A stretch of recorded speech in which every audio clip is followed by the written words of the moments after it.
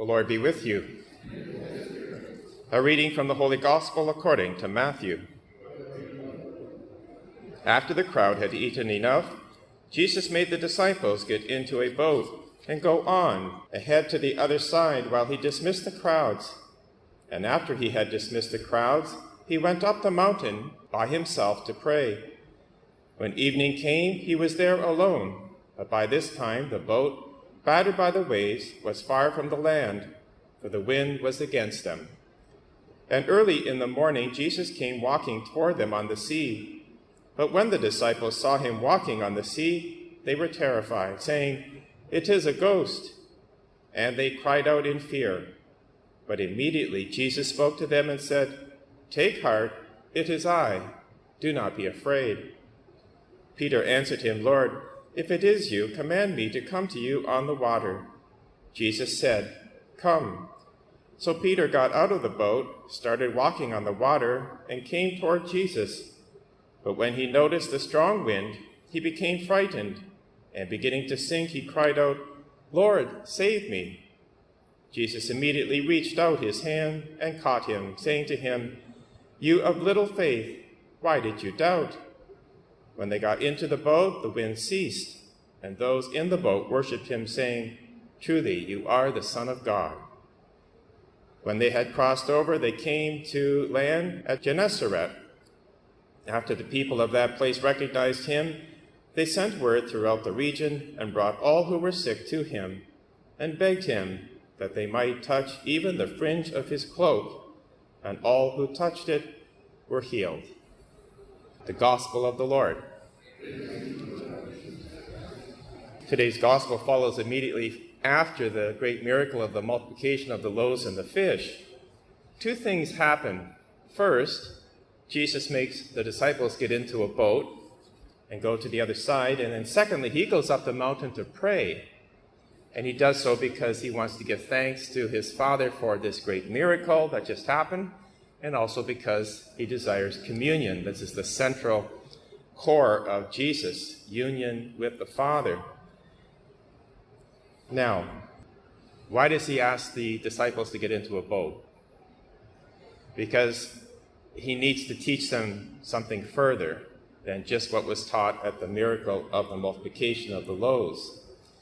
He comes to them not immediately, but early the next morning. So they've been struggling against the wind all night to no avail, and they're exhausted by this point. And it's then that Jesus comes to them, and notice what happens here. And this is how the early church fathers interpreted this scene. The boat represents the church, and the sea represents the chaos that can happen in the world, the fear, the turbulence of the world. And remember the earlier miracle where Jesus was actually in the boat, asleep on the cushion when the wind came up, and he was then able to calm the storm. Here, Jesus is not in the boat. And there's this great delay. He finally comes after several hours to indicate a lesson, and this is the teachable moment, I think, for all of us, that without an intimate relationship with Christ, without Christ being in our boat, in us, in our soul, without that communion with God that Jesus just demonstrated by going up the mountain to be with his Father, we can battle long and hard against the difficulties of life and think that we're really on our own. In today's gospel, Jesus said to the fearful disciples, "Take heart, it is I, do not be afraid." That phrase, "it is I," is the actual name of Yahweh, the great name of God in the Old Testament that God revealed through the burning bush to Moses. And so Jesus is claiming the identity and the authority of God. The question for us today is, what are the storms in my life? Who is God in the midst of them? And how do I respond?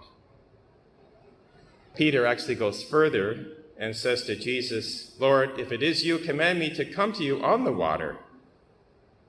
Jesus then invites him, "Come." And Peter gets out of the boat, starts walking on the water. But when he noticed the strong wind and the storm, He becomes frightened. He begins to sink and cries out, "Lord, save me." And Jesus immediately reaches out his hand and grabs Peter and says to him, "You of little faith, why did you doubt?" And then the disciples say all together, "Truly, you are the Son of God." Many lessons here for us today. Will we trust Jesus enough to get out of the boat and to walk on the sea? Now that's a challenge for us today because the sea is turbulent. The culture is turbulent. There's a lot going on in the church. And here we are people of faith. But Jesus is always going to challenge us to go deeper, to get out of the boat, to walk on the water, and not to focus on the sea and the wind and the storm, but always keep our eyes on Christ. And if we should fail, we can always cry out as Peter did, and Jesus will grab us and save us. Now there's a final point that the first reading actually adds to the gospel. We had that whole scene of Aaron and Miriam jealous of Moses because Moses was claiming all this authority, and they challenged it. And God was not happy with these two, and Miriam ends up getting leprosy. Notice at the end of the first reading, Aaron says to Moses, "O my Lord, do not punish us for a sin that we have so foolishly committed. Do not let Miriam be like one stillborn whose flesh is half consumed." And Moses cried to the Lord, "O God, please heal her." And in fact, that happens. So now we go into another great safety net that we have, and that's the saints. We can call to the saints, like the first reading, and ask for their assistance. We have this whole community of canonized saints. They're like our larger family. I know we're a family in Sarnia, but we have this larger family in heaven that intercedes for us. So with all of that, let us embrace the challenges that we are faced with today, and they are many. Place our trust in Jesus. Make sure he's in our life in an intimate way, which means prayer every day and in the scriptures. And then get out of the boat and walk on the water.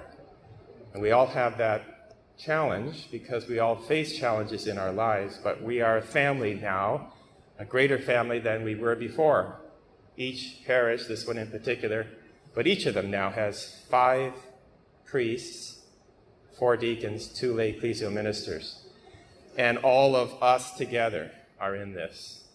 And the culture is in the midst of a storm. So that's the challenge, but it's a great challenge for us. And we should be grateful that we live in such a time as this, and to ask and call upon the name of the Lord every day and grow deeper and deeper in our faith and allow God to work through us.